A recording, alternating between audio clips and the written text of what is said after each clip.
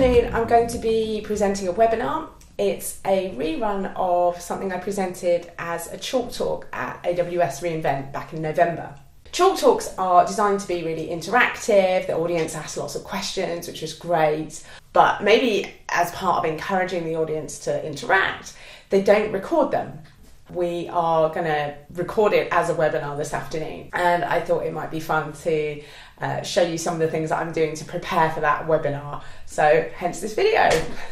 In AWS there are various different ways that you can run containerized workloads. You can run them under the Elastic Container Service using EC2 instances, so your containers are running on virtual machines that you manage in the normal EC2 way. There's also Fargate, where you can run the same kinds of task definitions, but you don't have to worry about managing the underlying servers. And then, of course, there's Kubernetes and Amazon's EKS service.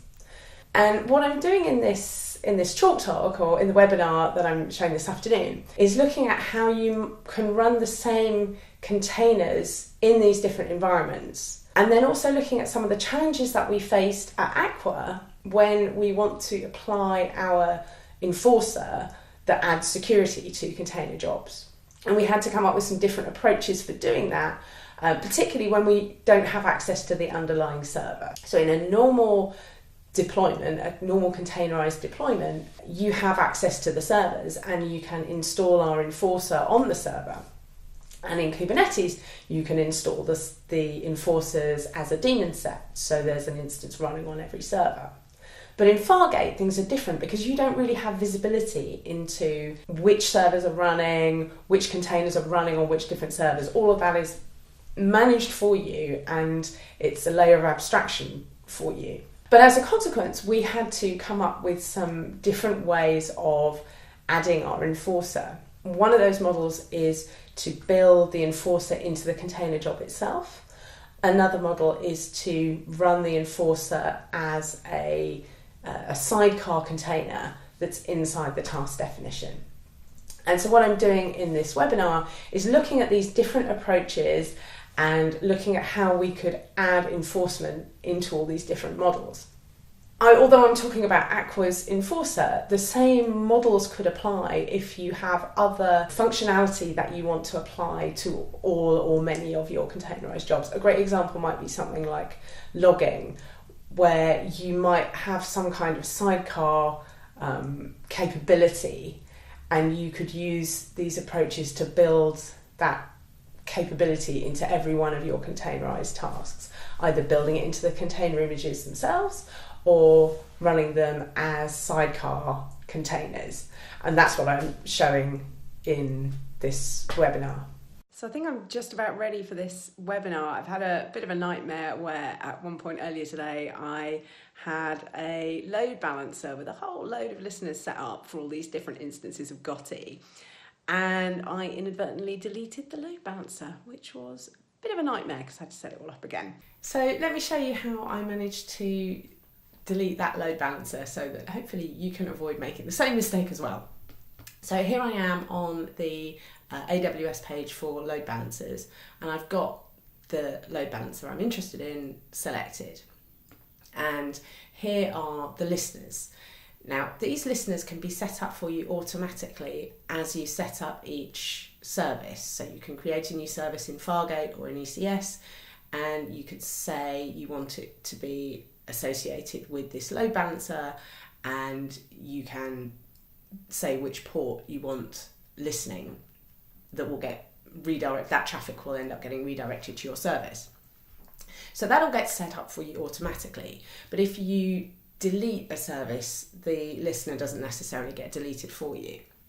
And I had some that I wanted to tidy up. So I came in here, and if I selected a listener here high in the list, it's pretty obvious that this is the delete button I would want. But the particular listener I wanted was one like this right at the end of the list, and I'd scrolled the delete button off the screen, so I just went up here and actions delete, and of course I've still got the load balancer selected, so what it deleted was the load balancer and not just the listener. I think just about in the nick of time, I am ready to go. Hi everyone. This is a rerun of a chalk talk that I did at reInvent. When I did it there, the cover slide looked a little bit like this. And the idea of a chalk talk is that it's quite interactive. There's demos, there's lots of opportunity to ask questions. So in this demo, I am using an application called Gotti. Gotti lets you run a terminal inside a web browser, and I'm using that. It's not the sort of thing you would ever run in a production cluster, but I'm using it to simulate what an attacker could do if they managed to open a reverse shell into your cluster. Perhaps they do that because the application you're running has some vulnerability that allows them to do that. But I'm making life simple for myself by just exposing a terminal in the web browser. And for this particular demo, I need a lot of different task definitions. So I need task definitions for both Fargate and for regular ECS. And I'll show you why here. If I create a new task definition, the first thing I have to choose is whether it's Fargate or whether I am actually managing my own EC2 instances here. And for that reason, even if everything else about the task definitions is the same, I have to have two different task definitions. So for example, for my vanilla Gotti application, I have a Fargate version and an ECS version.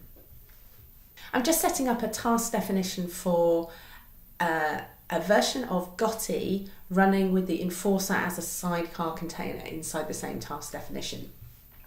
So I've got these two containers. The Gotti container is using what I've tagged as vulnerable. It's just the vanilla version of this Gotti application.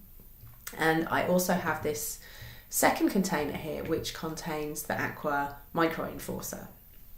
And there are a couple of things that I need to do to enable the enforcer to work. So the way this model works is the Gotti application is going to mount a volume from the enforcer container, and instead of just running the Gotti application, it's going to run that enforcer. So inside the Gotti container definition, the first thing I need to do is make sure that it mounts volumes from, so any volume that's exposed by the enforcer container image or the enforcer container will be mounted into the Gotti container. And I also need to override the entry point and the command. So the entry point is now going to be etc aquasec micro enforcer, and that etc aquasec is a volume that's been exposed by that enforcer container.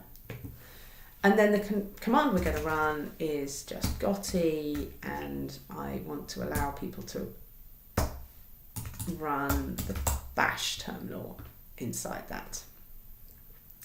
There is one last thing I need to do, which is to make the enforcer container, it's not actually essential. So you can see this checkbox is marked as non-essential. Let me just check that the Gotti one is essential. Should be. Here we go. Yeah. Because the enforcer task doesn't actually need to run for this this whole task to be running. Sorry, the enforcer container doesn't need to be running because the enforcer binary is actually running inside the Gotti container, and that's because we invoke it here with this entry point. But it's the binary itself is stored within the container image for the enforcer container. So that's how the Gotti container can get hold of that binary that it can then run inside its own container.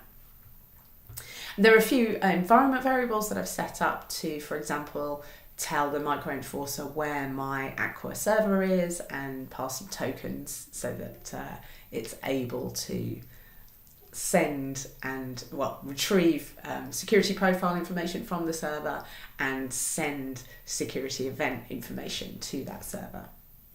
So it's done. As you can see, it's now dark outside, but the webinar completed just a few minutes ago. It had tons and tons of questions, which is great. I love it when there's interaction like that. The webinar's going to be, it was recorded, so it should be available very soon on our container security channel on the Aqua website.